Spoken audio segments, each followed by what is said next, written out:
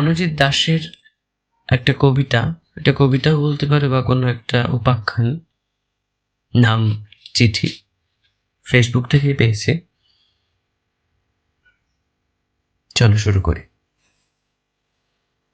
যখন তুমি প্রবলভাবে আমার বক্ষলগ্ন এবং চুম্বনে উদ্যত, তখনও আমি মনের গোপনে তোমার আমার মধ্যে কিছুটা দূরত্ব ধরে রাখি, যাতে সেই মুহূর্তেও আমার মনের কোণে মনে হয় যেন আমি বহুদূর পাহাড়ি প্রবাসে উড়ন্ত মেঘের মধ্যে একটা নিঃসঙ্গ পাথরে বসে কেবলই তোমার কথা ভাবছি, যাতে সেই মুহূর্তেও আমার মনে হয় আমার মন সেই সুদূর প্রবাস থেকে তোমাকে চিঠি লিখতে পারে।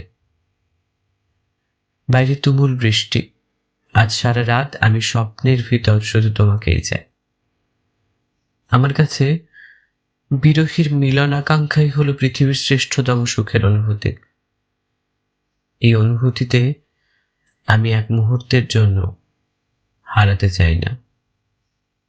আমি তাই সঙ্গমের মুহূর্তেও তোমাকে চিঠি লিখতে চাই।